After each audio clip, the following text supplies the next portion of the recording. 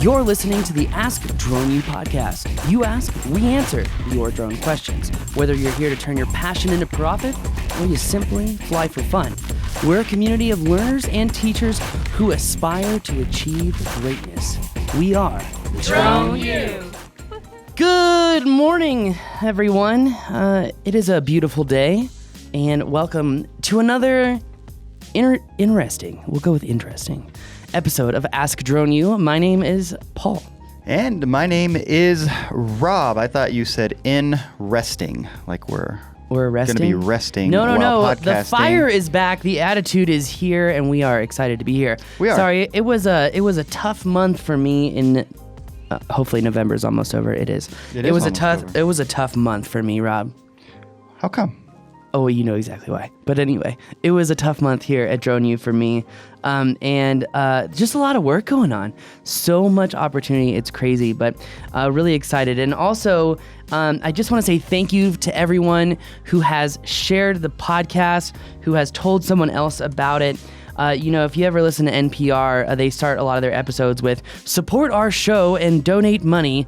Well, support our show and give us some online currency. Just share it with someone. That would really help us out. And if you have a question, go to askdroneu.com because we would love to answer it.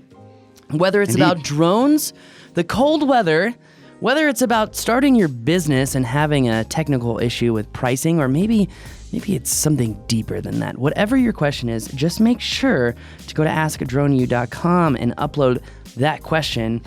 We are excited today because we've got some good questions actually in the queue here. We're going to be shooting probably 4 questions today. So 5. If you notice that we do normally film all of these on one day for the week.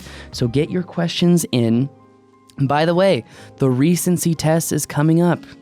It's next year in August, but it's coming up. Anyway, we have some new material coming out, just FYI, on part 107. And don't confuse us, Drone U, with these guys that stole our name, Drone University USA. They just added a USA thinking that they would be clever. Not clever. Don't confuse us with them. Someone asked a question recently, and I cried in my heart of hearts, and I was a sad little boy, and people will do anything in this world to get their own little piece Piece of the pie. Yeah, and it's really frustrating. It's like, if your stuff is so good, come up with your own damn name. Anyway, all right, I'm done. I'm off my soapbox. Anyway, please give us a share. Also, we are running a special right now. If you go to our Facebook page, facebook.com/thedroneu, we've got a special for an annual membership where you get 2 months off. Check it out. If you want to become a member, 26 classes. 27th class is going up this week, and then 28 and 29 are being filmed next week. And then on top of that, I got 3 classes that I'm filming before I head back home to Washington, D.C. East Coast, here he comes. Yeah, it's kind of exciting, and it's kind of not exciting. No, it's all exciting. It's exciting to go on vacation and get away from it all. Yeah. But it's not exciting because it's the East Coast. And I love the East Coast. That's where I was raised, where I was born, but it's just so competitive. And when you're trying to be like lovey-dovey during the season, you really gotta seek it out. You're keeping up with the Rockefellers? You're not trying to. No, I know, but that's kind of the feeling like that. Yeah. It's kind of everywhere you go, it's a race. Yeah, I'm just glad I'm not going to have my EcoBoost out there. Oh, gosh. I am too, or you might not make it back. That is true. But anyway, thank you very much for listening to the show. It really does mean a lot to us. And thank you to all the new members who have signed up and who are in the Drone U community, that secret private group. We've been talking a lot about, the issue with security and data with DJI, and Kevin Finister's paper on, what had happened with the DJI bug bounty. And, the DHS just put out a new document as of August about the same thing. So people are asking questions about doing mapping jobs and how to do really good mapping, and maybe not using, DJI products. And that's why we've been talking about the unique which Yep. is great. It's an American-made flight controller. It is the PrecisionHawk 2 flight controller, and also its data doesn't go anywhere because it's not connected to the internet. So anyway, we've been talking a lot about that, and it's been really interesting. And if you haven't gotten in on the conversation, it's been interesting because people have been talking about some contracts that they had that they might have lost. So I'm going to be running a poll here pretty soon on how many mapping jobs are people getting with government contracting, with just specific institutions, and how many people are losing those because of certain product restrictions. Yeah. So I think that that's really important to understand because, these are people's businesses. Yeah, and in the end, this whole issue is not going to help out the industry as a whole. I think it's something that needs to be addressed, and I know, DJI listens to this show, and I'm very appreciative of that, but it's got to be something that's addressed because in the end, DJI would lose, the drone service providers would lose. There has got to be a solution, and quickly. So well, and the markets will develop a solution, which I think is a really cool thing about the markets and the economy here in the U.S. And if there's a need for these services and this particular product won't serve that need, then another product will rise up that will serve that need. True, and that's what we're actually trying to work on right now, and I'm not going to give away the details on that, but it's something that Rob and I talked about yesterday, and actually he asked me, is this something that's relevant and crucial to right now? And I would say for YouTube, I think it is. For YouTube? Building up those subscribers. So I hope you subscribe to our page. Before we get into today's question, which is about pricing and mapping, which, gosh, guys, it's so important to understand what you're mapping, modeling, how many GCPs you're going to be laying, what is the output. We're going to go over all that, and package pricing, and also the realistic nature of doing these larger mapping jobs. And maybe, you may want to use some bigger equipment because one of our students, Mr. Joshua Baker, is getting into LIDAR. And, one of the beautiful things about LIDAR is just how much area you can cover in a very short amount of time. Because, with drones, you're doing this cross-hatching pattern, right? It's like if I were to put a laser grid over your head and try to grow back hair, I'd have to go back and forth and back and forth and back and forth. But, with LIDAR, it would just be a quick scan and we're good to go. I'm all about LIDAR then. So anyway, but today's question is brought to you by our friends at videoblocks.com. In fact, I have got a shoot right now where we are doing a deal with a specific real estate group to help train their top end agents, and they're putting a video on their website to showcase the type of videos that they can do, the marketing plan, and also showcase the realtor in a good light. Well, one of those things that we're doing in that video is showcasing the local area. So this isn't really marketing a house, but rather marketing a business, showcasing multiple houses and whatnot. And one thing that I think is really interesting is I needed shots of Santa Fe, Right. the downtown area. But I was like, I'm going to go to Santa Fe this weekend with Sarah, have a good time. But there's no foliage. It's all dead. It's winter. It's pretty much it feels not like quite the dead of winter, but it looks like it. Every day waking up to 60 degrees in the morning, it makes me feel pretty good. Oh man, I'm loving it. Although it's getting cold. It is. Anyways, But you needed some footage. I need some footage. So we actually reached out to Video Blocks because I forgot my login information, and got the login information. And now I'm going through footage of Santa Fe. And looking through that to see what type of beautiful footage I can use. And actually, there's a lot of drone stuff on there. So it's really useful. I'm going to be adding in shots of like restaurants and flipping, steaks and enchiladas. Some nice. green chili. Enchiladas, I like that. Christmas style. Hey, Christmas means a whole lot more in New Mexico. Yes, it does. But anyway, my point is that I needed a lot of shots. So Video Blocks has been helping me out and get these different kind of shots to showcase the restaurants and the culture and the plaza and all that. And you can use Video Blocks too, because like I said, there are thousands of different copyright-free clips and copyright-free audio. And now Video Blocks is offering that in a bundle. So just go to videoblocks.com/drone, get access to the video and the audio for just $149 a year. Now, Rob, let's talk about our friends at thedroneu.com. If you're not a member of thedroneu.com, well, you probably should be. So anyway, guys, yeah. Check it out. Definitely check it out. Let us know if you have questions. Totally. We Any have a of that sale stuff. going on. Check it out on Facebook. Hi, I am Adrian Cantu. I am from Mexico. At this moment, a client of ours is asking us to map an area of about 1,000 acres. I wanted to ask you guys, how can I make an estimation of our costs in this project? And what drone and software do you recommend for mapping such a large terrain as this? Also, the best practices. Hope you can answer my question, and thank you very much, guys. 1,000 acres. That's a large area. That is a very large area, and I'm really curious to hear your thoughts on this, because the kind of mapping and modeling we've been doing is with quadcopters, right, with drones, and I'm wondering if that's the direction that you would think something like this needs to be taken. Well, I think definitely it definitely needs to be taken. The question is what sensor payload, but I want to dig a little deeper really quick, because if he's talking about, there's a couple different scenarios here. If we're mapping that large of an area and there are a lot of trees, and this is being done for, say, the Forest Service, or it's being done for ESRI, or if it's being done for someone trying to create a topographical map, and there's a lot of trees, you would have to use LIDAR. Right. Okay. Now, if you're using LIDAR, the reason you would use LIDAR over, say, photogrammetry is because you get a base Earth model, and it's essentially, it's the lasers penetrating the trees and going right to the ground. So that way we get a true idea of what the ground topo is really like. The contours and all of that. Yes. So that's really important. Are there a lot of trees? Next question, are there a lot of buildings?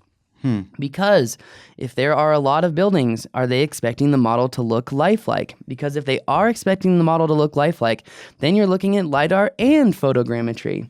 See where I'm going with this? And you're looking at quite a bit of time. You are looking at about quite a bit of time, because if they want lifelike models of the buildings, then you're going to have to introduce orbits, free flight motion, and nadir maps, cross-hatching, in addition to if you're already using LIDAR. And then process all that information. Exactly. And how long is that going to take? And do you have a computer? And is it in a wooded area? Because if it's in the desert, you can definitely do photogrammetry, but there is another benefit to using LIDAR over photogrammetry. That is the time that it takes to use LIDAR. Right, like I was saying in the beginning of the show, with photogrammetry, we're doing this cross-hatching pattern.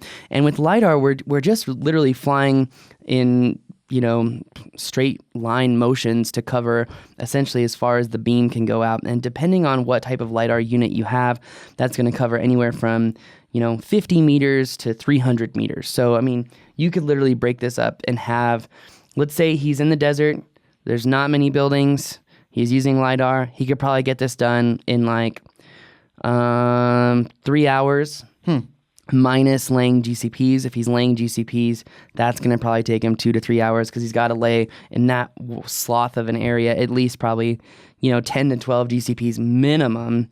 And then he's got to talk about which GCPs he wants to lay. Is he going to use something like propeller? Is he going to use something like, how do I say this? Is he going to use something like Trimble GCPs? There's just a lot that goes into it. Now, if he's doing photogrammetry, I actually looked up how long it would take to fly this in a cross-hatching pattern at 400 feet. And it would take, I think it was 6.7 hours of continuous flight. So if you actually break that down, now this is like if you're navigating across country and it's like, oh, it's going to take you 18 hours and 9 minutes. Not counting your bathroom stops, not counting your restroom stops, not counting the fact that you've got to take the dog out of the car and let it pee every 3 hours. Don't take the dog on the mission. Anyway, it's not really building that in. So let's say we add all that time in and switching out batteries, doing that whole thing. You're really looking at 9 to 10 hours of just straight photogrammetry, not including orbits if there were buildings. Okay. And ideally 30 batteries or something along those lines. Some ridiculous number of batteries. Right. Yeah, if you're flying an M600, that would literally be like $20,000 of batteries. Yeah. Because every set of batteries is like $859. So, okay. Think about that. Yeah, it's a lot of money, and it's a lot of, equipment. I mean, just everything. It's a big operation. It is a big operation. So if we were to do that at 400 feet, now here's the thing. We're in the time of year where the days are shorter. it would probably take you 2 days because the shadows are going to move so much throughout the day that you really can't shoot for 8 hours straight, or else your data is going to be thrown off. You really need to shoot for like the middle morning to the middle afternoon before the shadows get too crazy. Now, if you're talking about summer, it may actually be doable, but just barely to shoot 1,000 acres using photogrammetry at 400 feet. And then the next question is, so we've talked about variables. So let's recap this really quick. Foliage. Are there trees? Is he looking for a topo? Are there buildings? Those 3 things are going to affect the price point. Now, because of time, right? You're looking at 2 days' time. Are you going to have multiple pilots doing it? Are you going to have you doing it just alone? That's going to affect the price point as well, okay? I'm going to keep going here. What is the final output for the client? Is it a point cloud? Is it an object file? There's an issue that we've been running into with a client who's been asking for an object file to do measurements from, which I really didn't understand at first, but it makes a little bit more sense now. But the thing is when you do an object file, your point clouds have to be cleaned up, and that takes a substantial amount of time. I mean, like it took us 3-4 days to get this point cloud cleaned up that was maybe like 10 acres. And of course, that was a lot of detail, and it needed to be beautiful. And so, if that's the case, yeah, if you're looking at an object file for the client and you got to clean it up, I would add as far as 1,000 acres goes, I would probably add $6,000 to $7,000 of processing just right there. So, all right, so let's just say that we're shooting this with LIDAR, we're laying GCPs. I actually talked to a couple different people, and they're making about $35,000 a day or $35,000 for 1,000 acres with a point cloud. So that's significant money. If you're talking photogrammetry here, if it's a lifelike model, if you have buildings, and let's say they need a point cloud model, you're probably looking in the area of say 10 to 15 grand. Now, here's the thing. You're going to get a more lifelike looking model, but you are going to have more restrictions. And in order to process 1,000 acres, you're talking like, if you do this on one computer, you're probably talking 2 weeks of just straight running data. Unless you've got a really, really intense processing computer. Like dual or quad CPU, quad GPU. Yeah, custom built stuff. Yeah. I mean, we already have a custom built machine, and we've already taxed that thing significantly. So didn't take long. No. I want to go back to them and be like, I think we need a dual CPU and a dual GPU, and what would it take to upgrade this machine? Yeah, we may need to do that. But so what if this is more of an ag purpose? I mean, because again, he doesn't really say what it's talking about, what the end use is. That's a great question. If it's an ag purpose, and I think he's, again, looking at LIDAR because he's going to need that bare earth model. He's going to go below the foliage and really need that topographical information. And then another thing that we're looking at too is, if this is for ag, are they going to be looking for multispectral? Are they going to be looking for hyperspectral? Because if they are, you're getting into fixed wing territory. You're probably going to need something like PrecisionHawk. A lot of people say that they like PrecisionHawk, and I've heard a lot of people say that they don't like PrecisionHawk. What I like about PrecisionHawk is it's an end-to-end solution. Right. It really is. Here's how you provide the deliverable to your client. Everyone can view this deliverable. Here's how they can interpret the data, and here's how they can use the data, which is really important. Which we've learned, that is really important. That's not an easy bridge to gap. No, it's not. Or gap to bridge, I think is the right way to say that. Gap to bridge. Because it's really easy, not easy, but relatively, to get all the information, process it, figure all that out. But then you've got to put it in a form that the client can understand and read and use. And yeah, that becomes much easier. It totally does. Sorry, I know you're looking at me and what am I doing on my computer? I said I would give people a shout out if they gave us a review, and I'm trying to find the post for the people to shout out to. Anyway, but going back to this, a lot of people. So Doug recently had a class, and I had to interrupt him during this because I wasn't really happy when he was telling people that I itemize my invoices And I understand why people itemize their invoices, and I'm totally cool with that, but you've got to provide a package price because you need to know what their deliverable is. If the client doesn't know what the deliverable is, you need to take the time up front to figure out what are you trying to do with the deliverable. I'm kicking myself in the ass right now because this client asked for an OBJ and he keeps complaining about how it looks. So, okay, let's clean up the point cloud, reprocess OBJ. And now we're talking a week down the line of, essentially money that we're not getting paid. And in all honesty, like it's kind of ridiculous. And I should have been like, okay, if you need a cleaned up OBJ, the price is going to increase by X. Mm-hmm. And, on our next, set of jobs, I'm definitely going to say like, all right, you need to define the deliverable right now. And if it's a point cloud, this price, which would be a cheaper price. Right. If it's an OBJ cleaned up, it's going to be this price because there's a lot of work that goes into it. I think part of the problem with that and part of the issue that somebody like Adrian's going to have is you've got to be able to explain what the options are. Exactly. So with this particular client that you're referring to, I don't even think they knew what they didn't know. And so that becomes part of the conversation is giving them information as to what the options are and the relative cost of those options and the relative benefits of each of those options. If you can communicate that and articulate that well, then you're going to make your life a lot easier. You're going to have a happier client. They're going to feel like they got the value they wanted. There's going to be a lot less unknowns when you get to the other end, in which case it's going to be hard to make them happy. Agreed. And I think having a proposal up front that says, here are the 3 package prices. I can map this using photogrammetry. There are no buildings. It's going to be, $7,500 to map it. Processing is going to be, $3,000 to process it. You might get a cheaper, quote from other people, but here is where most of those people fail. Here are 3 examples of other clients that I've worked with where they got a cheaper deal and they didn't end up getting what they wanted. They didn't get the facade detail. Like essentially point out to them where the other person would fail, because I've taken on jobs where other people said that they could do mapping and modeling, but they didn't know the intricacies of tying maps together, why cloud processing is not good for large area maps or complex maps.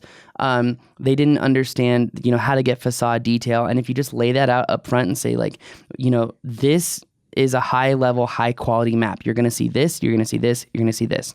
Here are our 3 prices. If you want LIDAR for 1,000 acres and you want a rare earth model that can go into ESRI or can go into a government database, it's going to be $35,000 straight up. No OBJ, nothing like that, just a point cloud that you can access, download that material and upload it to other places. Now, if you want photogrammetry, there's building involved. We're talking 2 days of work. We're talking 2 weeks of processing. You got to ask yourself what that time is worth to you. Are you going to outsource, the processing, which in some cases we outsource our processing here. We've got a great team. I think he's out of northern Colorado and he's moving to Hawaii. Bastard. Anyway. That's okay. Good for him. I'm just jealous. So anyway, yeah, no kidding. There are so many things that that could be done. And I think having multiple packages and then having options of like, okay, if you want an OBJ, here's why you'd want an OBJ. You want to upload it into SolidWorks. You want to do this. Like another thing is, are they going to use this material in something like Civil 3D? Okay, well then we've got to upload it into Recap. We've got to change the file type, process that, and give you your output. That's going to be X number of dollars more. All I'm hearing here is spend the time up front making 100% sure, or 99.9, that you understand what they want. What is their goal with this information? Because they might have a goal that's over here, and by the time you're finished talking to them, they realize maybe they even have the wrong goal, meaning that conversation up front is so critical, and take the time to do that right. Yeah. And dig. Yeah. You really also need to see how much the client understands what they're asking for without insulting them. Absolutely. Yeah. No, That's really important. Definitely don't want to insult them. That's right. So, but I hear what you're saying. I mean, you don't want to kind of make them feel dumb, but and I think no matter what you're doing from a service-oriented perspective, obviously you're the one with the expertise, so you have to be careful not to talk down to somebody. It's more about serving them and making sure you give them what they want. Yeah, like asking questions like, I understand you want to map and model this area. What are you looking to do with the data? Because it's going to highly affect how I acquire the data and how we process the data. Right. Are you trying to get measurements? Are you trying to use this for a topographical map? Are you trying to do a simple orthomosaic? Are you looking for a lifelike model? And why? The answer to all those questions might say, yeah, I want to do that. But then, okay, well, why do you want to do that? I want to make sure that that's actually the best thing for what you're trying to accomplish. Yes. So those kinds of questions thrown back at them.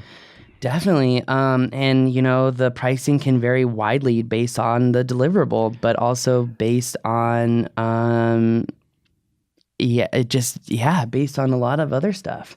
So I think it's, are you using LIDAR? Are you using photogrammetry? Another thing is if you really want to speed up the time for photogrammetry, I would recommend using some type of home-built fixed wing, which is another thing that I've been looking at. I've been talking a lot to John McBride about that, about what's, the best option, because there are coaxial setups out there, coaxial drones that are essentially VTOL, vertical takeoff and landing, but can fly, long distances. And then the next problem that you run into is BVLOS, because they say you're supposed to keep the drone line of sight, which is literally like, okay, I have really good vision, and I've literally been like, okay, how long can I track the drone until I really can't see it anymore? Or if I look away for a second, I can't find it again. It's like 2,500 feet, and that's like the very maximum. So then in that case, if I remember right, we've actually talked about this in a previous podcast, you can get VOs, right, that are out beyond where you can see, and they can kind of take over for you. Oh, I thought we did a show on this. We did. I remember even asking the FAA too. I think that if the VO is able to communicate with the pilot, and let's say the VO is 1,000 feet out and you've got a radio and you guys can communicate like instantaneously, I think that's okay. But I would have to go back and look at my notes. So don't quote me on that. But anyway, guys, I think that's going to do it for us today. Remember, if you have a question, go to askdroneu.com. If you want to become a member and learn these complex mapping moves, well, good news, the course is out. And also, the course is not out. It's actually coming out this week. Also, we've got 12 in-person mapping classes coming out this year in 2018.